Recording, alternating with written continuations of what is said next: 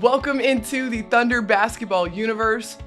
We are in the playoffs. They are in full swing. The Thunder up 2-0 in their series against the New Orleans Pelicans. That means they wrapped up their first two games here inside of Paycom Center. So we've got a lot to break down because there was so much in these games, whether it was the atmosphere, the games themselves, guys stepping up big time. I mean, we have so much to uncover.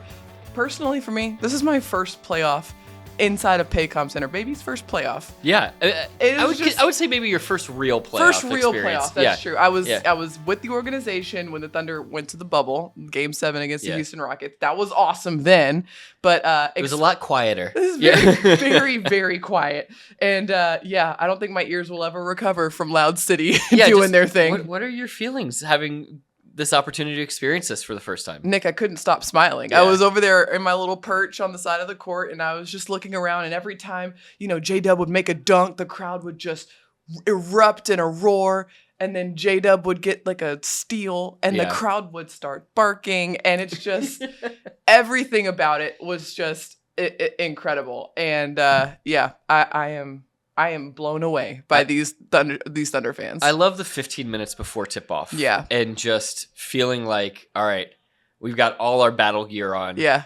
But it's like a happy war. It's like everybody's like really excited and focused, and everybody's there. I mean, there's not a seat that is empty from about 15 minutes to tip-off through the end of the game. And it's a thrill to go into those games, to be able to, go be courtside like you and I get a chance to be. And there's nothing like it. I'm excited for you to see a road crowd for the Thunder too, to get a little bit of a comparison of maybe how OKC is not normal. I recognize that. I recognize that, having gone to every away arena before the playoffs, obviously. But there was just some extra sauce in the air in Oklahoma City. It was a little something special. So we have a lot of things that have made us look over these last couple of games. Nick, I'll let you go first. What made you look in these first two games? I would say the poise and composure from a team that 7 out of the 11 guys that played in game 1, that was their very first playoff game. And even a guy like Isaiah Joe, he had played in playoff games before,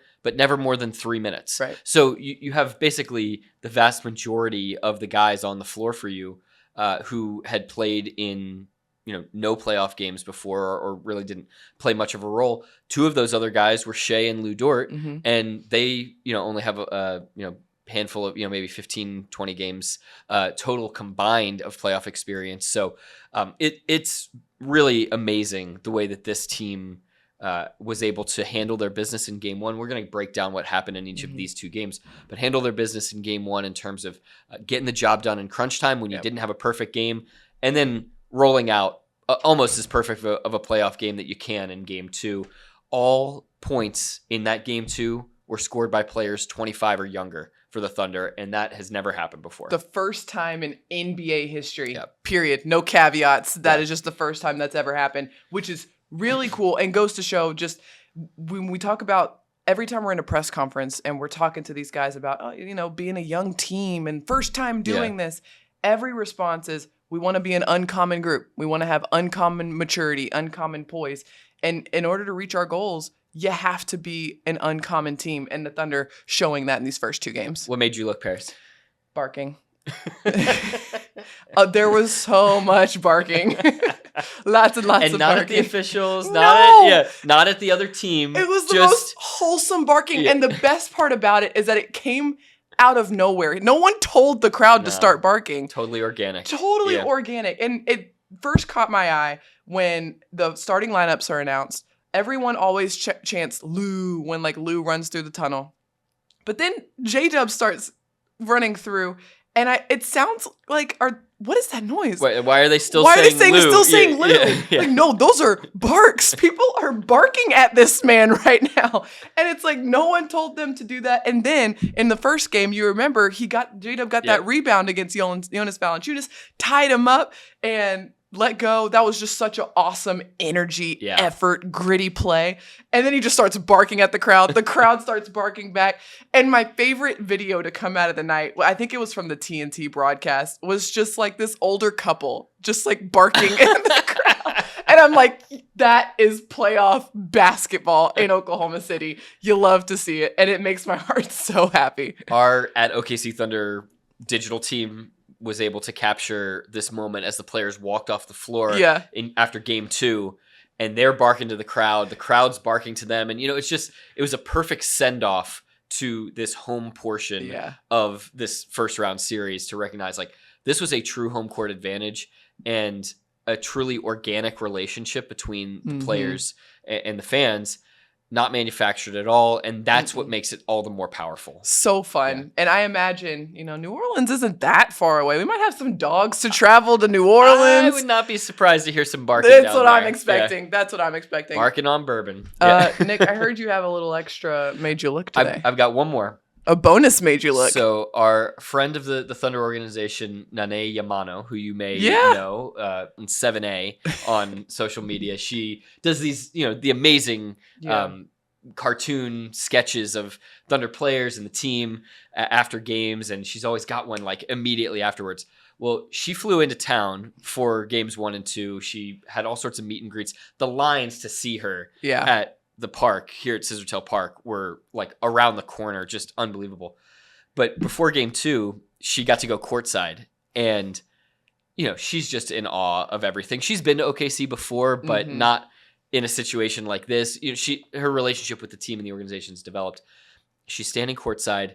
I was like, hey, let's take a quick picture. And before we could even do that, Aaron Wiggins comes up to her and says, "I love you."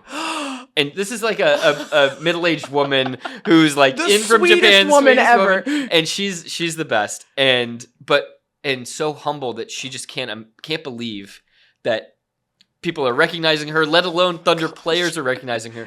Aaron Wiggins comes up to her and professes his love for her artwork. Jay Will comes up with this beaming smile and gives her a big hug. So anyway, it was such an amazing display of like what playoff basketball, what having basketball in Oklahoma City does. This is truly an international sport. We have connections all over the globe, and to be able to unite a kid from Greensboro, North Carolina, and this woman Nane from Japan is just crazy to me. This is my first time meeting Nane. Yeah, and she is so sweet, so wholesome. And I had to ask her because she like cranks out these doodles super quickly after games. Like you and I will be in the press conference room and be like, "This is so good. She's already done." And they're so like. They're great. They're on point. She chooses the perfect moments every single time. And I'm like, how do you do these so fast? And she was like, my technique isn't very sophisticated. Yeah, I mean, again, so humble, so self-deprecating, and yet a genius. And it's perfect. And now I want all of the doodles, and I just want to frame them in my house. And I want to see that picture of Nane and Aaron Wiggins, because I know that was such a wholesome moment. It's so good. I know that Brooke from our social team has it. Okay. So we'll have to try to get it to our guy, Matt Bishop. Make sure you guys can see it. Embed this in the pod. Yeah. We'll make sure you guys can see it too, just to make you smile moment. All right. We got to talk about these wins here inside of Paycom Center, because 2 vastly different games in terms of the tone that they took, in terms of the outcome of these games. But there were a couple of big through lines. The first game, there were 20 lead changes, 13 ties. The Thunder only won by a bucket. The game went down to the wire. I mean, truly just a back and forth battle, grinded out defensive battle. The Thunder walk away with a really gutsy game 1 victory. Game 2, very different. Buckets were not hard to come by for the Thunder in that game. They put up, let me make sure I get the numbers right, 124 points in this game, while also maintaining that defensive integrity, holding New Orleans to 92 points. Again, the exact same total that they held them to in game 1. Just really gutsy, business-like approach in game 2 specifically, after such a hard-fought win in game 1. There's just a level of comfort and confidence that you could see from this team in game 2. They did not play perfect even on the final possession of game 1, and felt like they had to approach game 2 as if that shot by CJ McCollum at the buzzer went in and not rattle out. So I think that was the key to game 2, is the Thunder had a humble approach to coming off of a win, and we've harped on it all year, but the 0-0 mentality is exactly how you get to that. It's exactly what they're going to need moving forward. Also to recognize that, as Kobe Bryant once said, job's not finished. And for the Thunder, that's certainly the case. They've got to go down to New Orleans and get 2 more. But OKC being able to digest the different things that New Orleans threw at them in game 1 and respond in game 2 and just execute with machine-like precision when New Orleans tried to throw a zone at them, when they tried to go small, all of those different things. The Thunder just had a quick, immediate response to all of them. Every single guy was just really on point, especially in the second game. It didn't feel like OKC's offense wavered, didn't feel like it hit a lull at any point. It helps when the shots are falling, and a lot of the shots that they got in game 2 were similar shots to what they got in game 1. Those shots just did not go through the rim. It wasn't their night. As we mention all the time, something that Coach Dagnall brings up all the time, shooting, one of the most variant things in basketball. And so they're generating quality looks. They put themselves in a position to knock down those shots, and those shots started to fall big time in game 2. As a matter of fact, they hit 14 threes. They shot 48% from the three-point line in this game. 5 players in double figures, all 5 starters, 3 players with 20 or more points. That was Chet, J-Dub, and Shea. And Chet really got it all started. And he, in this matchup with Valanciunas, is such an interesting fulcrum point because the Thunder plays this modern style of basketball. In the first 5 minutes of game 2, and for portions of game 1, New Orleans really, even Willie Green, the head coach, said it before the game last night. He felt like, it was late 90s, early 2000s basketball. And the Pelicans, especially without Zion Williamson, they've got to do what they have to do with their personnel. But the Thunder is not going to get caught up playing late 90s, early 2000s basketball. They're going to play their style. And to see Chet go 5 for 5 and hit 15 points in the first quarter of game 2 was all the sign that you needed that the Thunder was going to be able to win that matchup there and be able to play its way. And, Valanciunas was able to score some points early in that game down around the rim, but that's not sustainable offense for 48 minutes. Right. What the Thunder was putting out on the floor is. Yeah, and Valanciunas, we should mention, got out to a really hot start in game 2, just like a quick flurry of he had the first 11 points for New Orleans, but OKC so poised, so under control, recognizing that, he's not going to score 100 points for the Pelicans tonight, so we're going to be okay. Just control ourselves and do what we do best, and that's defend the basketball and make sure that we're moving the ball. And the Pelicans, they were really forced to try different things defensively, like you mentioned. Yeah. They went to a zone.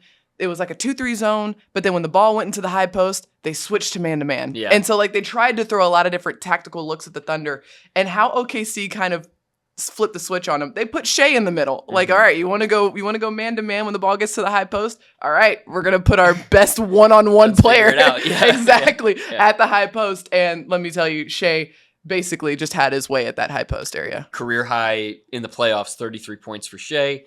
So efficient, and for any consternation that there might have been after game 1 where he was not as efficient. Oh, by the way, still hit the go-ahead shot in the closing minutes and had 5 crucial points and got to 28 points. But it was a more of a labor for him in game 1. This was easy in game 2, and he's not going to take that for granted moving forward. But this is what we got used to seeing all season long in terms of, Shea hit 30 again. Yeah. Just playing totally within the flow, not forcing a thing, not having it be, his tires turning in the mud, so to speak. And that was a product of all the Thunder players really coalescing together, all 5 starters in double figures, being able to execute out there on the floor. Another guy I want to talk about, Jalen Williams, J-Dub, who also finished with 21 points in this game. And it was like typical J-Dub scoring, getting to the mid-range, knocking down those mid-range jumpers from the left side of the floor. But I want to talk about his facilitating because that was massive in this game. Some of the passes he was making, and one specifically that pops into my brain, I believe it was in the first half.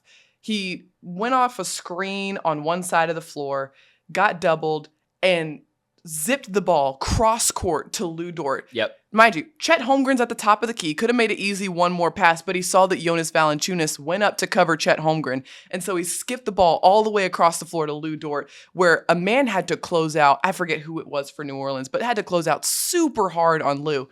Too little, too late. Lou knocks down the 3. And in my head, I'm like, that is great Thunder basketball. And J-Dub with some great basketball IQ right there. Did you hear J-Dub postgame? No, I missed it. Room? Well, I told him, J-Dub, you really were a great playmaker tonight, really helped fuel the offense. And he was like, oh, did I have a lot of assists? I was like, yeah, you had 7. It's 7 of them, dude. And so I think another great indicator of like, he's just playing. And these guys are all just playing. They're not thinking about, what the stat sheet says. They're not thinking about how many shots they got up. They're not thinking about, if guys are hitting the shots that they passed to. I mean, it's just none of that matters. They're just playing the game. And he is such a great pressure release valve for Shea. Because when New Orleans doubles, when they try to trap, when they try to bring extra help to Shea, the ball always ends up, seemingly to find J-Dub to make that 4-on-3 play on the backside or 3-on-2 play on the backside. And he just continued to make those to perfection. We saw the really beautiful one on the play to Aaron Wiggins. Yeah. Dub drives baseline after some nice movement out top. Wiggins scores and forces a New Orleans timeout. And that bucket really made you feel like the route was on. And then how about Aaron Wiggins in this game? Since we're bringing him up, I mean, 6 points, a perfect 2 for 2 from the field, 2 for 2 from free throw line. But it was just like always in the right spot, Aaron Wiggins in this game, just in the right spot. He had 2 assists. He also had 5 rebounds in this game, just all over the floor. I remember the pass he had to Josh Giddey on one of those like backdoor cuts. And I was like, okay, Aaron Wiggins making the cuts, but also making the pass to the cuts. Aaron Wiggins has not missed in the playoffs yet so far. Unsurprising. Perfect 4 for 4 already, and with 12 points. And he just, it reminds me of the start to his career when he did not miss inside of the 3-point line for like forget it. 6 weeks. Yeah, exactly. Just a continued excellent job by the role players. Isaiah Joe 2 for 2 from behind the arc in this game.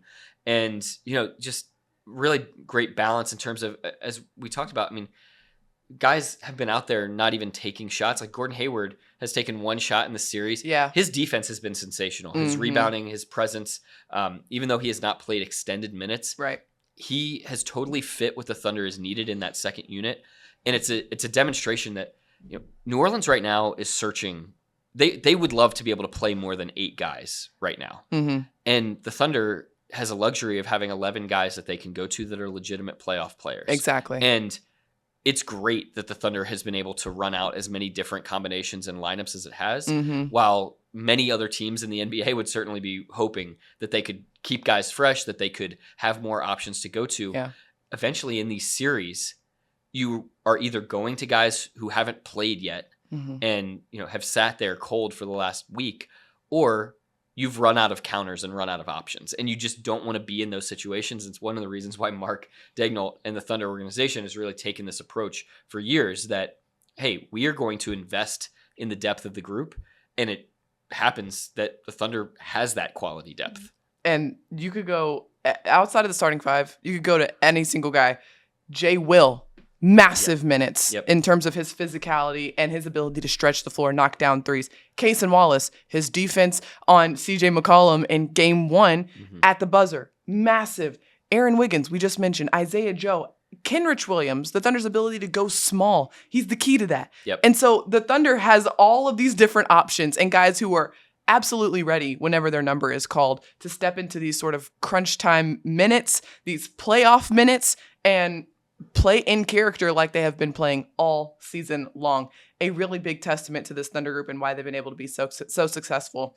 Let's switch to the defensive end, because this has also been a massive key for how OKC has been able to maintain consistency and success over these first 2 games. 92 points on average allowed by the Thunder. The New Orleans Pelicans only scoring 92 points in each of these games.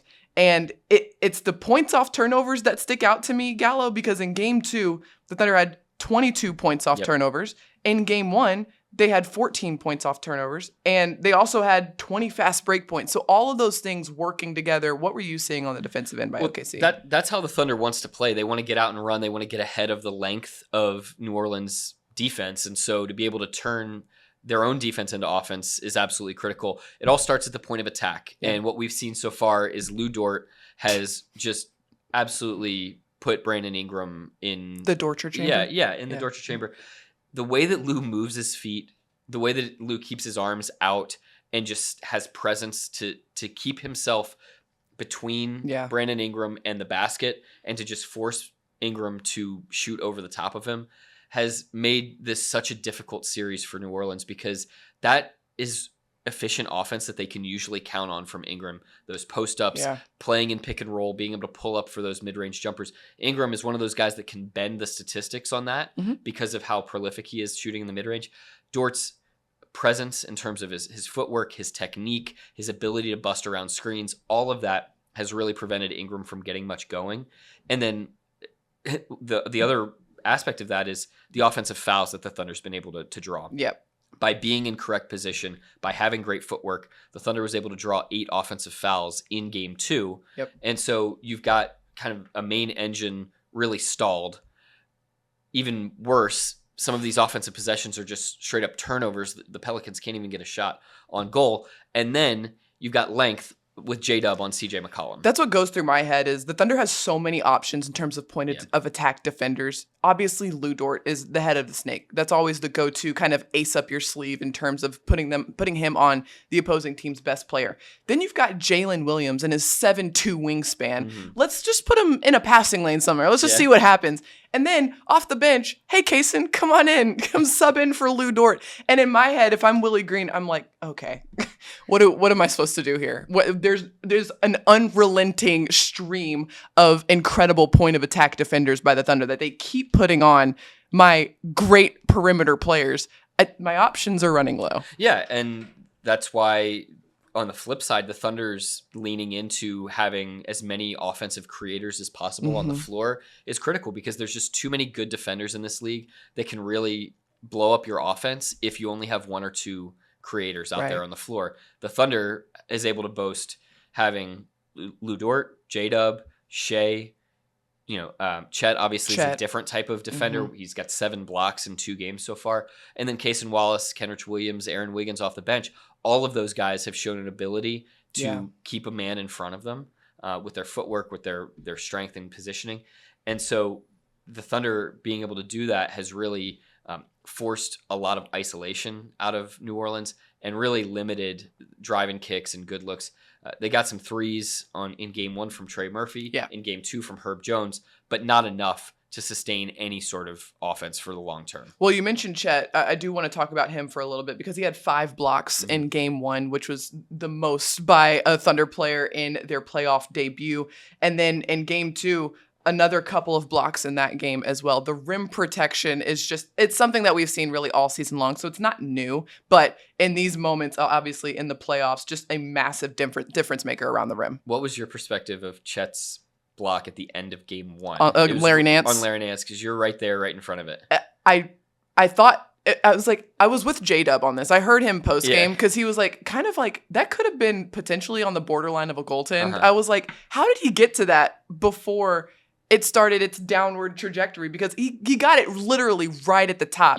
And Larry Nance floated that thing up there. Like he was trying to hit the rafters with that floater, knowing that Chet was right there. And I don't know how Chet got the ball. And it came as a surprise to me when the ball started going in the other direction. Chet's got to be, if not the best, one of the very best at defending a 2-on-1 situation. And that's exactly what it was there in that play. Nance rolled to the rim. Chet is having to defend a potential drop-off pass to the dunker spot and deal with a potential floater from Nance.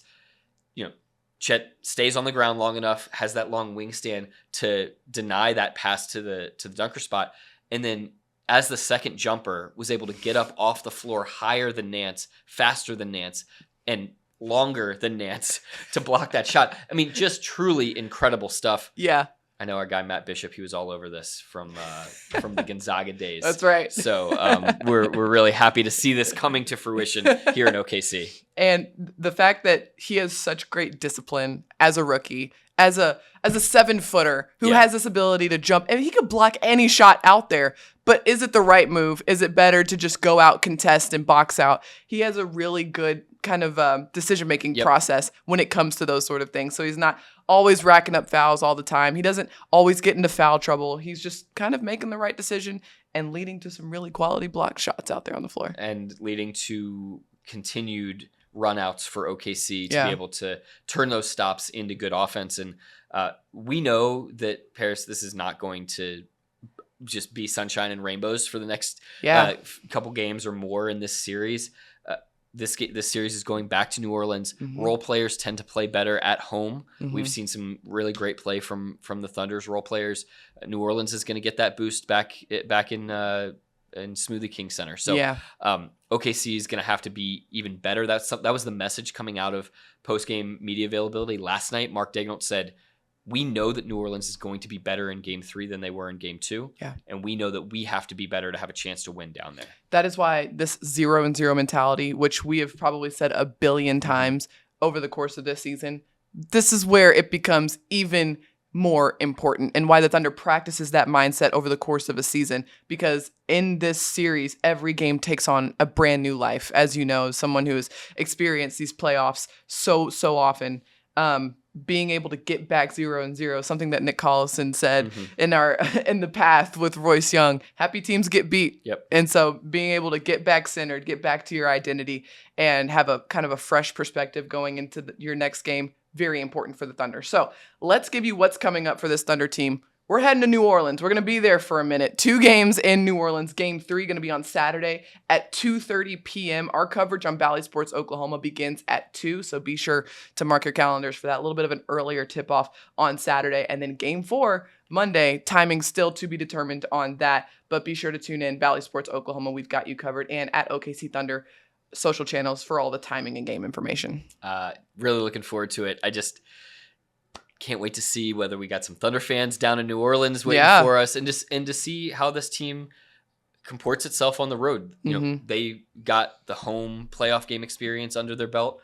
This is a different challenge, and as Mark Daigneault says, these guys, they continue to clear hurdles. Well, there's another hurdle coming up in front of them here in Game 3. What's interesting, Gallows, you'll remember last season, the Thunder played a play-in game in New Orleans, and the atmosphere in that building then was pretty raucous. Yeah. I mean, and obviously, like, as to be expected, it was, early in the playoff or play-in years, and it was pretty loud in there, and I can expect it to be even louder. But even then, that was like the loudest I'd heard an arena up to that point, just in the play-in game. Right. Yeah. So it's going to be a great environment. These are wonderful tests for the Thunder, and it's all of that nonverbal communication that is required that this team has built up. And we see the value in continuity in situations like this, where guys can play off each other. They understand each other. They understand what the team wants to get to. And as we saw in Game 2, when things get thrown at you that are a little bit different, the ability to recognize, immediately make decisions, and make collective decisions where everybody understands, hey,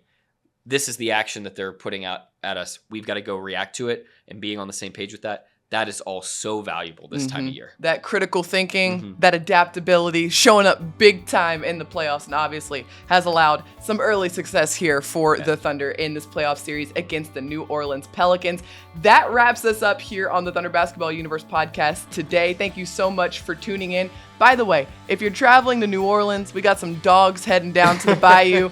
Bark at us, let us know in the comments, and let us know if you see us at Smoothie King Center. We'll come by and say hello to you. Until then, thank you so much for watching and listening. Be sure to like, rate, and subscribe wherever you get your podcast. Thank you so much to our producer, Matt Bishop. And until next time, Thunder up, and catch you later.